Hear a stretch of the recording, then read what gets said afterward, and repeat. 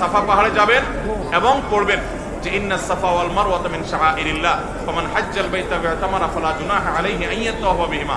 পুরো আয়াত পড়তে না পারলে ইন্নাস সাফা ওয়াল মারওয়াতা মিন শাআইরিল্লাহ এটুকু পড়লেও চলবে, যে সাফা এবং মারওয়া আল্লাহর নিদর্শনের অংশ। এরপর আপনি সাফা পাহাড়ে দাঁড়িয়ে লা ইলাহা ইল্লাল্লাহ ওয়াহদা আনজাযা ওয়াদা ওয়া নাসারা আবদা ওয়া হাজামাল আহজাবা ওয়াহদা এটা পড়বেন, এবং লা ইলাহা ইল্লাল্লাহ ওয়াহদাহু লা শারীকা লাহু লাহুল মুলকু ওয়া লাহুল হামদ ওয়া হুয়া আলা কুল্লি শাইইন কাদির এটা পড়বেন।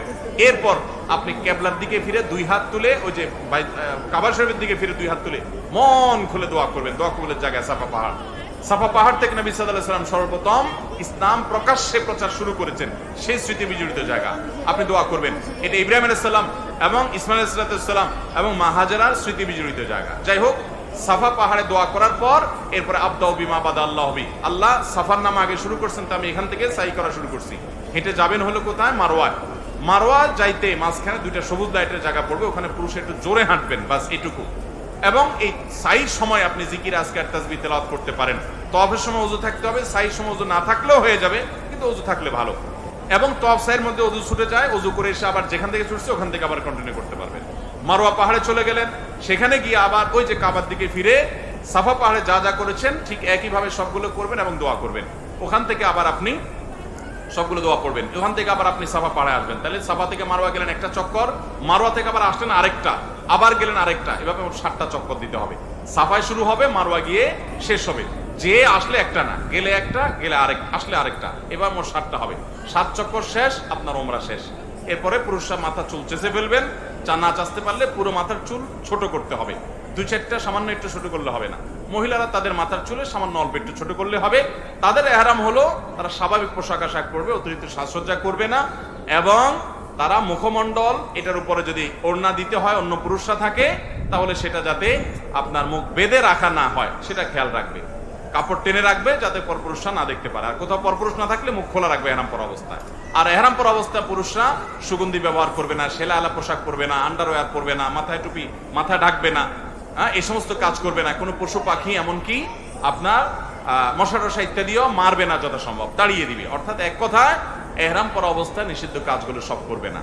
সাফা মারওয়া সাই শেষ, মাথা মুন্ডানো শেষ, এখন তিনি হালাল হয়ে গেলেন। এখন যেগুলো নিষিদ্ধ ছিল এহরাম অবস্থায় সেগুলো সব এখন যায়, সেলাই করা পোশাক করতে পারেন। তার ওমরা শেষ হয়ে গেল। অত্যন্ত সহজ এবং খুব আপনার অল্প কয়েকটা আমল এর মাধ্যমে ওমরা সম্পন্ন করা যায়। আমরা যারা ওমরা করি নাই, আল্লাহ তাআলা আমাদেরকে জীবনে বারবার ওমরা করার তৌফিক দান করুন। আর যারা আগে একবার করেছেন, আল্লাহ রাব্বুল আলামিন তাদের সবাইকে আবার ওমরা করার তৌফিক দান করুন।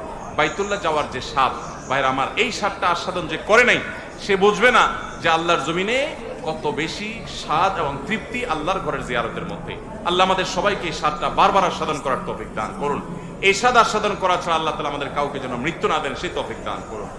আপনি সাফা মারওয়া সাই করবেন। প্রথমে সাফা পাহাড়ে যাবেন এবং পড়বেন যে ইন্নাস সাফা ওয়াল মারওয়াতা মিন শাআইরিল্লাহ ফামান হাজ্জাল বাইতা ওয়াতামারা ফালা জুনাহা আলাইহি আন ইয়াতাওয়াফা বিহিমা। পুরো আয়াত পড়তে না পারলে ইন্নাস সাফা ওয়াল মারওয়াতা মিন শাআইরিল্লাহ এটুকু পড়লেও চলবে, যে সাফা এবং মারওয়া আল্লাহর নিদর্শনের অংশ।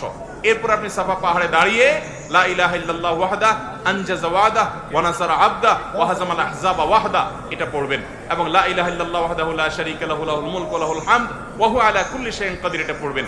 এরপর আপনি কিবলার দিকে ফিরে দুই হাত তুলে ওই যে কাবা শরীফের দিকে ফিরে দুই হাত তুলে মন খুলে দোয়া করবেন। দোয়া কবুলের জায়গায় সাফা পাহাড়। সাফা পাহাড় থেকে নবী সাল্লাল্লাহু আলাইহি ওয়াসাল্লাম সর্বপ্রথম ইসলাম প্রকাশ্যে প্রচার শুরু করেছেন, সেই স্মৃতি বিজড়িত জায়গা। আপনি দোয়া করবেন। এটা ইব্রাহিম আলাইহিস সালাম এবং ইসমাঈল আলাইহিস সালাম এবং মা হাজেরার স্মৃতি বিজড়িত জায়গা। যাই হোক, সাফা পাহাড়ে দোয়া করার পর এরপরে আবদাউ বিমা বাদা আল্লাহু বি, আল্লাহ সাফার নাম আগে শুরু করছেন, তো আমি এখান থেকে সাই করা শুরু করছি। হেঁটে যাবেন হলো কোথায়? মারওয়ায়। মারওয়া যাইতে মাঝখানে দুইটা সবুজ লাইটের জায়গা পড়বে, ওখানে পুরুষ একটু জোরে হাঁটবেন, বাস এটুকু।